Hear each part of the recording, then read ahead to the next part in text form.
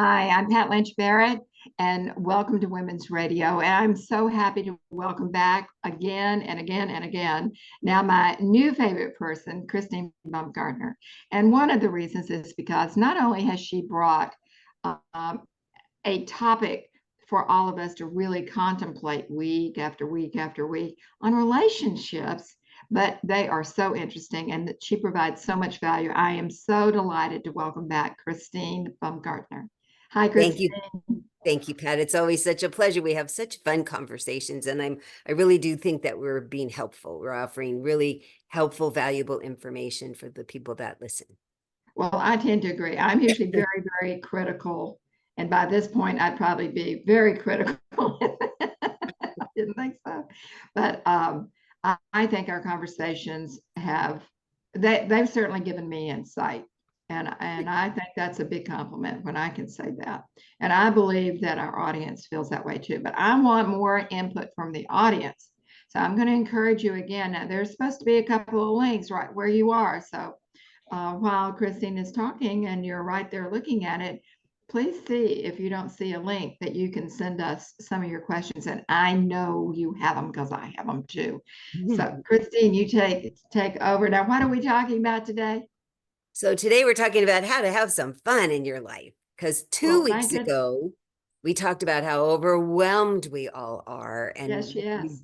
you and I talked about a number of ways to stop feeling so overwhelmed. And then last week, part of the way to stop being so overwhelmed is to start delegating, how to figure out what you could delegate, who you could delegate to, that you know that you wouldn't have to make more work for yourself if you delegated. So now, if you've successfully delegated and maybe you have a little extra time on your hands, what in the heck are you going to do with it?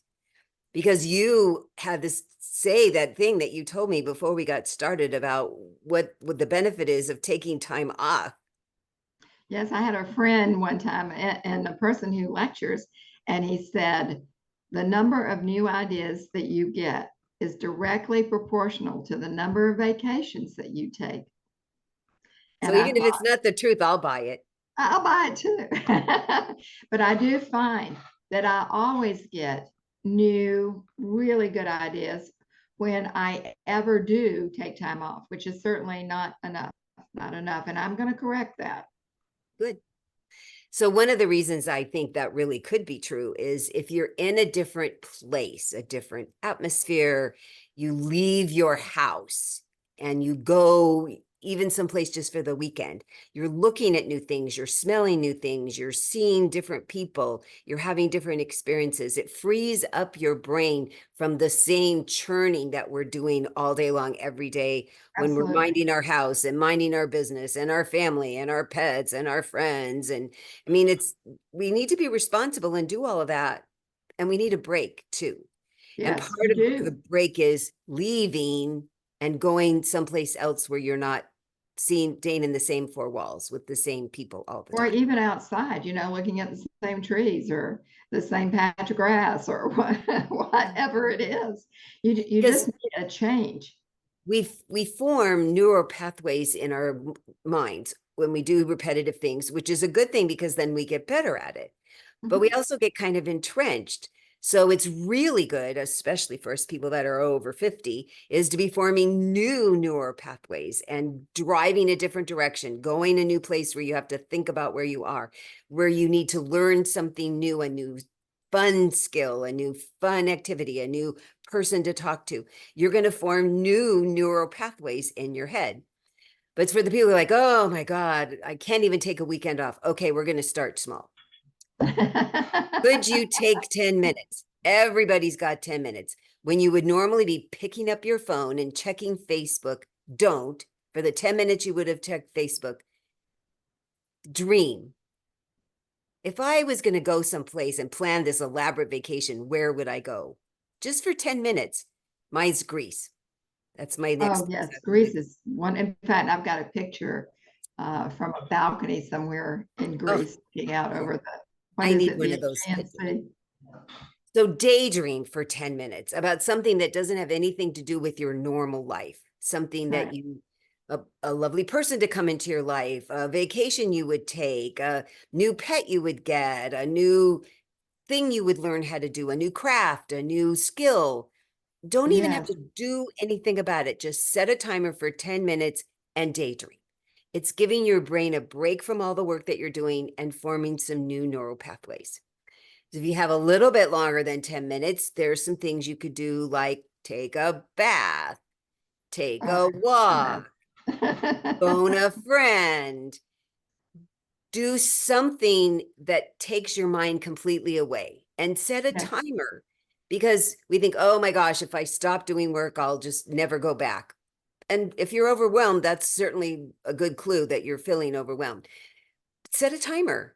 I'm going to do this for 15 minutes. I'm going to do it for 20 minutes. I'm going to do it for half an hour. I'm going to stop and make myself something interesting for lunch. I'm going to read a magazine that I've not been reading. Even if you read it online, read something new and different, because it's amazing what I've learned from people who study medical brain things is the benefits of 10 minutes of taking time off can be an hour's worth of relaxation if you Well, wholeheartedly do it.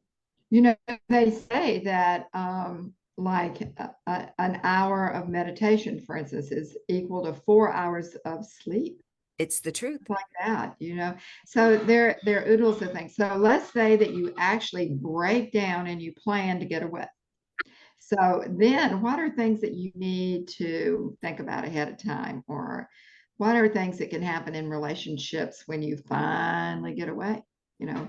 So I've actually gone on vacation by myself a lot because I have been single a lot in my life and not always in a relationship.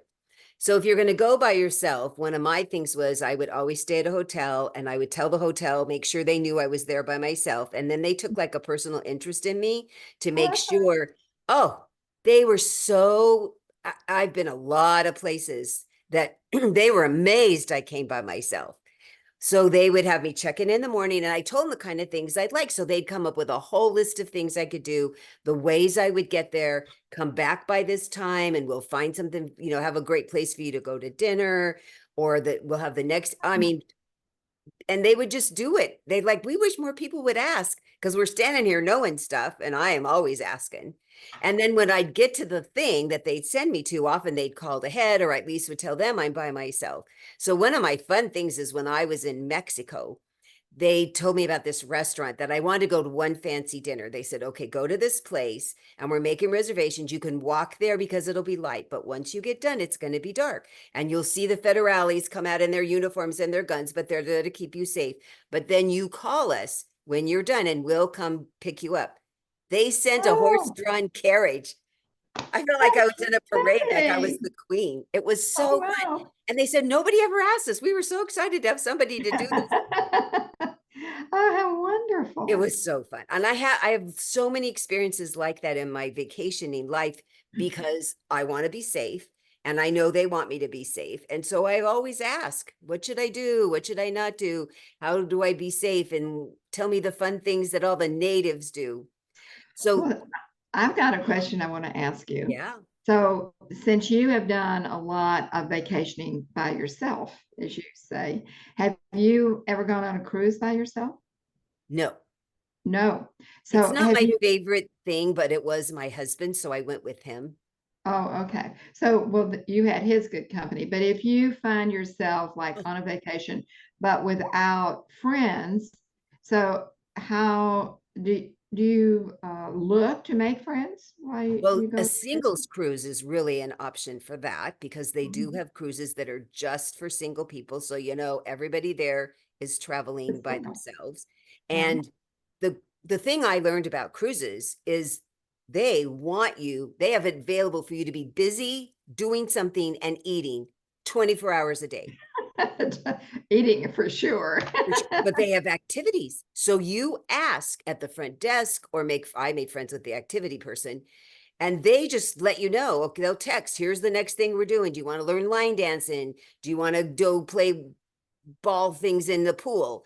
Here's our next show we're going to do. I've never been on It's a big band. 24/7 on For sure. board ships. Yeah.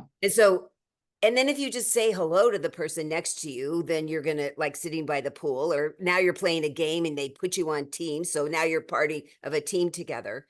And the thing too is when you're on a cruise, you can say, I want to sit at the same table of people all the time, or I want to sit at a different table every time. And they work it out.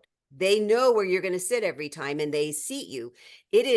I've never experienced anything but very good customer service. They were all available for anything I needed Oh, and me ready too. to do Yes, it. It was it's lovely. great.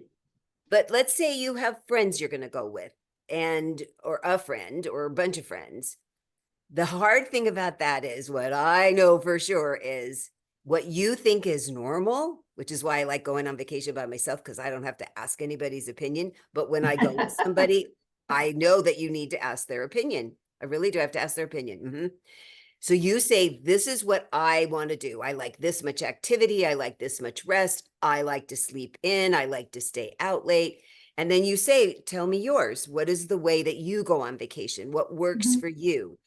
And how much together time do each of you need or want or think that should happen? And how much apart time do you think or want or need? Because what happens is people don't have those conversations, whether they're just friends or even people in relationships. And then two people end up frustrated and their feelings hurt because, well, I didn't know that and you didn't say that. And then we were resentful because they didn't just know. Well, doesn't everybody do? No. It's amazing how many ways there are to do the same thing. How many ways there are to go on a cruise. How Or many if you ways. need, yeah, if you need space in the afternoon, for instance, you need a little break of some kind, even if it's just to stop for tea in the afternoon or whatever. I know that I made a trip 10 years ago with a very dear friend. Fortunately, we were very compatible. You never really know, do you, until you take a trip with somebody? That's Sometimes true. it doesn't work You out do as very well. much talking as possible, because what is helpful for me is I'm a very introspective person. So I know me really well. And I can tell you, this is who I am and this is how I vacation. Now, the one thing we're going to make as a future subject is, did they really listen to what I said? Because I am telling them the truth. And then I need them to really tell me, who are you? Now, Yeah. you never know what's going to come up on a trip. I've had friends, I wasn't with them, but they got COVID on a trip, or they got their wallet stolen. And so then what's helpful is if you've got the bare minimum already established, this is who we are and what we like and do and how we'll deal with an emergency, people can really rally for that. So Yes, right. I went on a trip with a friend who she needed to have surgery, and we went to Florida. And she just wanted to make sure there was somebody there because her family was all far away. So I go and we did something the first day, and then I'm there at the hospital until she gets out. And then I bring her back to the hotel. And now she's going to sleep in the hotel for 3 days because that's all she's going to be able to do. So I told the hotel, don't go bother her. I'll make sure she has whatever she needs. And I'm just going to go do stuff every day because it was in Tampa. I'd never been to Tampa. And every day they'd send me off to go do something. I'd come back in the afternoon and check in, and I'd go back. And theirs is the thing. There were places they'd say, this is really fun in the daytime. You must come back here by this time.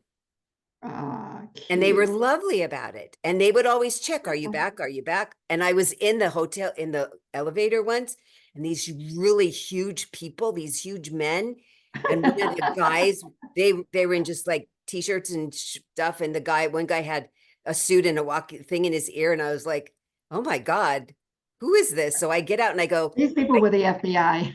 I thought so, but I go to the front desk and they say, oh no, the Buccaneers, the football team stays there overnight Oh, because they want them to make sure they're not out partying before the that's right. games. And I'm That's like, right. that's why they look like buildings. But you never know what's going to happen. And you just stay flexible. You stay open. Right.